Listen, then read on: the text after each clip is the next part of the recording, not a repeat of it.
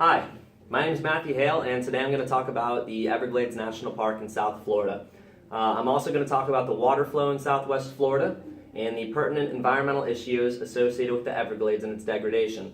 At the end, I'm going to round it off talking about what we're doing to restore the flow into the Everglades and the Everglades Restoration Project. So we can see here that historically speaking, the Everglades used to be much larger than it is today. And in 1934, the Everglades was actually set aside for national protection, and it's a tract of 1.5 million acres of wetlands that is protected. Although the Everglades were set aside for protection, in the early 1900s and over the last century, we have drained, filled in, or covered the Everglades and wetlands to create agricultural land, accommodate expanding cities and suburbs, and to build roads.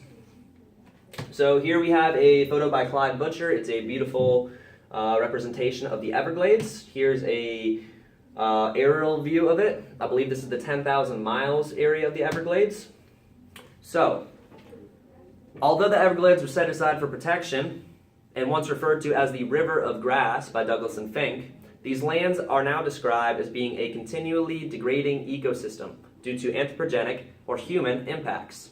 And this is because predominantly this wetlands only receives less than 1/3 of its historic water flow, according to PERC in 2002. So even though the Everglades are nationally protected, they are still being damaged. So this is a pertinent environmental issue. And according to our Essentials of Ecology textbook, one of the main principles and concepts of ecology is to maintain ecosystems so that we can have the economic services that they provide. So we do this in wetlands by protecting remaining wetlands and restoring degraded wetlands, like the Everglades. You might be wondering, what is an ecosystem service? And I'm going to go ahead and go through that. So pretty much an ecosystem service is the benefit that the network of living and non-living organisms give to humans. And basically this means the benefits that humans get from healthy ecosystems. So when we look at the Florida Everglades, we think, well, there's probably, well, I think, because I'm an environmental studies major, I think there's probably a lot of ecosystem services that it provides. But we're going to go over one main one, and we're going to do this by comparing the Everglades to a much smaller system in South Florida, Southwest Florida. So this right here is 6 Mile Cypress Preserve in Southwest Florida. This is very close to my hometown, and pretty much it's a section of 3,400 acres of protected forest and waterway. It's about 6 miles long, and it has a 33 square mile watershed. So basically all of the rain and runoff of the Southwest Florida area that's within that watershed, all of the runoff and pollutants come into here, and the natural systems and biotas filter it through before it gets to the Gulf of Mexico. So this is pretty much a small-scale system of what's happening in the Everglades. So what happens is this entire area of watershed, the total of about 30,000 square miles of watershed, that's a lot more than 33 square miles of watershed. This 30,000 square miles of watershed is filtered through the Everglades, just like the slough, and out into the Gulf of Mexico.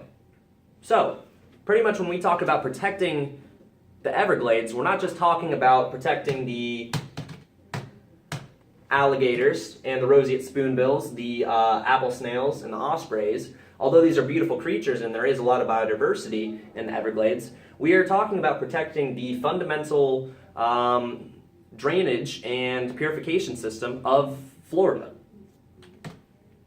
So, what is the issue that we're talking about right now? Why isn't the Everglades getting exactly what it needs?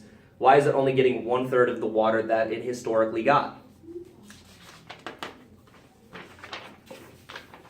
And what's the solution to it as well? You know, it's not just a problem, we also have a solution. So this is the historic flow of the Everglades. So we can see that we have the Kissimmee River up here in a very good amount of flow. We have Lake Okeechobee, and then we have all of the rain and wetlands that contributes to the flow of the Everglades.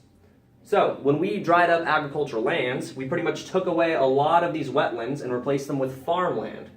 And we also created Lake Okeechobee, which was a drainage project to stop flooding. So currently, we only get a very, very small percentage of, well, 1/3 of the water from rainfall going into the Everglades. The rest of it is compiled in Lake Okeechobee and rerouted to the west coast and the east coast of Florida, to the Gulf and the Atlantic, through the Caloosahatchee River and the St. Port Lucie River. So that is the current flow, and that is why we're only getting 1/3 of the water that the Everglades usually would get. Now, that is an issue, because historically, South Florida was a wetland ecosystem that was dominated by swamps and marshes, and this natural pattern of heavy rainfall seasonally rejuvenated the wetlands of Florida. Now, what we have to fix this, and what's been enacted in 1990 by Florida state government, is the Everglades Restoration Plan. And it's a project to restore a more natural flow of water to Florida. And it looks a lot more like this. So pretty much the proposed goal of the project is to restore the natural flow of the Kissimmee River so that we're getting, more of the water from up north into our South Florida water systems. We are going to get rid of a lot of these smaller canals and levees that block drainage into the Everglades. And we're also going to start restoring some of this farmland, not all of it, I don't believe. That'd be weird. Not all of it, but restoring farmland into wetlands so that we can just have a more natural flow. So when it rains, it's not being put into canals and it's not, being drained. It allows the natural drainage system of Florida to occur instead of what is happening now.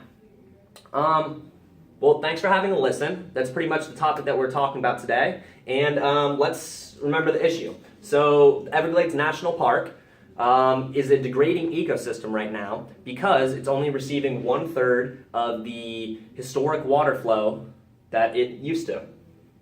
Thank you so much. Have a great day.